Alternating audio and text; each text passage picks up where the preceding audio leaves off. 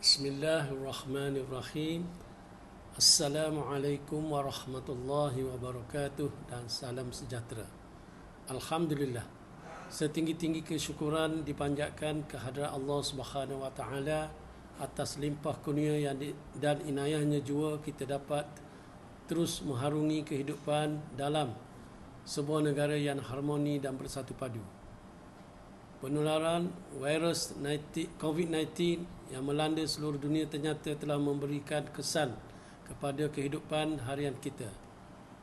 Pada ketika ini beberapa negara di dunia telah mengisytiharkan COVID-19 sebagai endemik, yang bermaksud penyakit ini adalah wujud secara berterusan dan merebak dalam kawasan dan wilayah tertentu sahaja dan tidak hilang sepenuhnya. Walau bagaimanapun, pematuhan terhadap SOP yang berkuat kuasa masih perlu diteruskan dari semasa ke semasa.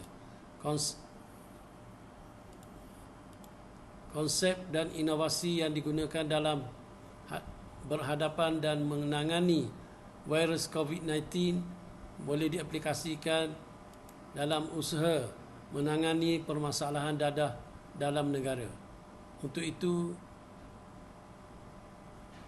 AADK telah mengambil langkah dengan menambah baik saluran-saluran perkhidmatan kepada rakyat dalam situasi penularan COVID-19 yang telah membataskan akses perkhidmatan yang disediakan.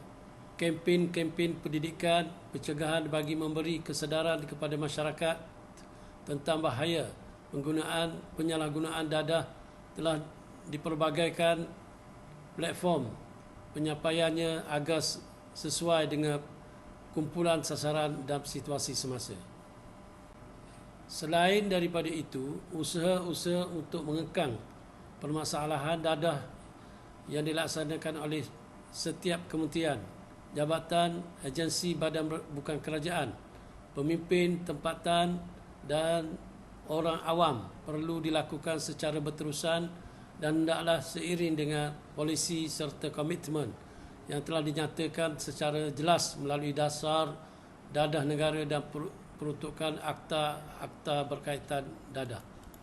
Justru penularan penyalahgunaan dadah dalam masyarakat hanya akan mampu dibendung dari menjadi tidak terkawal dengan adanya usaha kolaboratif yang digerakkan secara bersepadu dengan mengoptimumkan modal sosial masing-masing. Kita perlu bersama-sama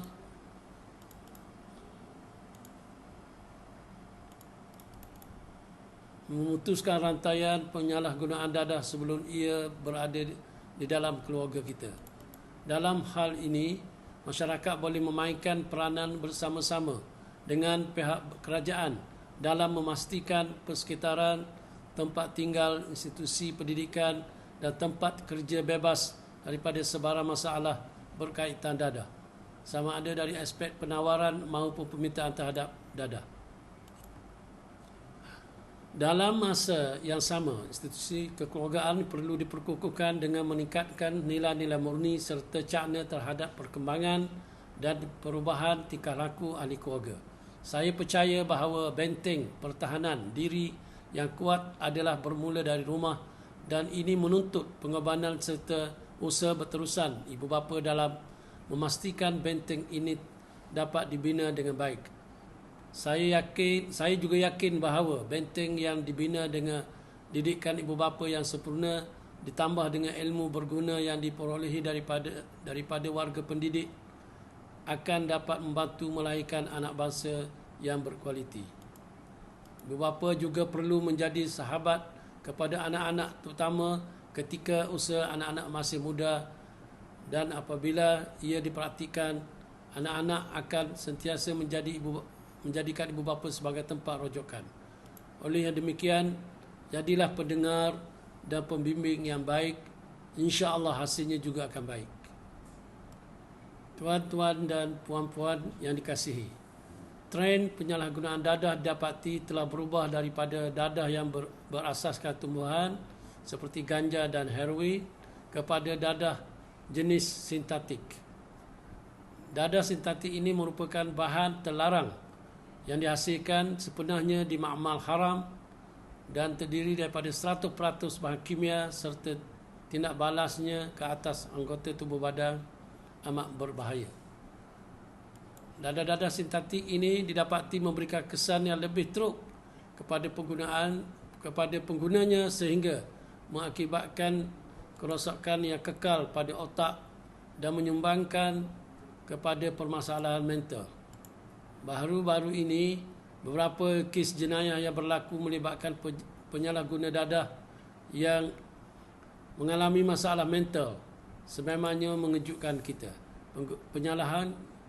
Penyalahgunaan dadah mampu menyebabkan kecelaruan pemikiran dan tidak mampu membuat pertimbangan yang wajar sehingga berlakunya tingkah laku yang tidak terkawal. Selain dari itu, kewujudan dadah-dadah yang baharu yang dikenali sebagai new psychoactive substances juga memerlukan tindakan-tindakan yang lebih proaktif dan berbeza daripada apa yang telah kita lakukan selama ini. Pelbagai strategi digunakan oleh dalang untuk mengedar serta menjual dadah sintetik ini. Ada yang membungkus menggunakan label produk makanan termasuk makanan kegemaran kanak-kanak yang mengaburi pihak berkuasa. Sasaran utama adalah golongan remaja dan belia, malahan akhir-akhir ini turut memabitkan murid sekolah. Justru itu, AADK dalam menyokong dan menghargai tindakan-tindakan drastik yang dijalankan oleh pihak polis Diraja Malaysia di seluruh negara untuk mengesan dan menggempur tempat dan makmal perprosesan dadah dalam negara sebelum ia berada dalam pasaran. Dalam hal ini, marilah kita bersama-sama menyokong usaha pihak PDRM ini dengan memberikan maklumat berkaitan kegiatan pemrosesan dan pengedaran dadah jika ada di kawasan kita. Tuan-tuan dan puan-puan yang dikasihi, saban tahun AADK, Agensi Anti Dadah Kebangsaan, menganjurkan sambutan peringatan Hari Anti Dadah Kebangsaan sejak kali pertama Hari Anti Dadah Peringkat Kebangsaan diadakan pada 19 Februari 1983. Hari ini telah diisytiharkan bahawa dadah musuh nombor satu negara dan sehingga kini dadah masih musuh nombor satu negara. Ini bermakna dengan sambutan peringatan pada tahun ini untuk kali ke-39 kita semua terus diperingatkan bahawa dadah masih musuh nombor satu negara. Musuh ini perlu ditewaskan dan ia hanya boleh ditewaskan dengan cara kita sebagai satu keluarga Malaysia bersama-sama melawannya. Kita masih mengekalkan tema lebih baik cegah bagi sambutan peringatan Hari Anti Dadah Kebangsaan tahun 2022 ini. Pepatah mencegah lebih baik dari merawat memerlukan pemerkasaan tindakan awalan yang seharusnya dilakukan oleh ibu bapa atau penjaga dan komuniti bermula dari unit keluarga kecil sehinggalah kepada tanggungjawab komuniti. Menjadi harapan saya agar sambutan peringatan Hari Dadah Kebangsaan 2022 ini dapat dihayati serta diterjemahkan selari dengan semangat keluarga Malaysia. Pencegahan juga adalah satu strategi jangka masa panjang yang mana hasilnya akan dinikmati oleh generasi akan datang. Di kesempatan ini saya menyeru kepada semua pihak, sama ada individu ataupun organisasi, supaya bangun bersama kerajaan untuk menangani permasalahan dadah ini. Saya percaya jika setiap lapisan masyarakat melaksanakan tanggungjawab ini sebagai satu jihad, nescaya pembentukan keluarga Malaysia yang sihat dan bebas dadah yang didirikan atas trust, keterakuman, kebersamaan dan kesyukuran dapat dinikmati bersama. Tuan-tuan dan puan-puan yang dikasihi, Pusat Gerak Hotline Agensi Anti Dadah Kebangsaan yang telah dilancarkan pada tahun 2018 telah dimanfaatkan sepenuhnya. Pusat gerakan hotline ini yang beroperasi 24 jam merupakan salah satu saluran penyampaian perkhidmatan AADK.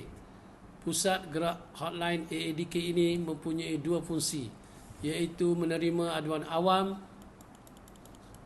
berkaitan penyalahgunaan dadah dan memberi khidmat nasihat berkaitan rawatan dan fasiliti perkhidmatan agensi anti dadah kebangsaan. AADK juga menyediakan pelbagai maklumat di laman web rasmi, iaitu www.adk.government.my, termasuk maklumat mengenai dadah dan penagihan serta jenis perkhidmatan yang disediakan oleh AADK.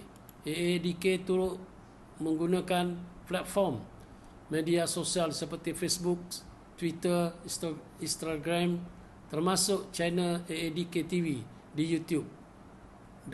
Dalam menyebarluaskan maklumat berkaitan dengan pendidikan pencegahan, rawatan dan pemulihan dadah dan juga penguatkuasaan undang-undang berkaitan penagihan dadah, justru saya menyuruh orang ramai untuk memanfaatkan pusat gerakan hotline AADK dan juga maklumat yang disediakan dalam platform media sosial AADK dalam usaha kita melawan musuh nombor satu negara ini.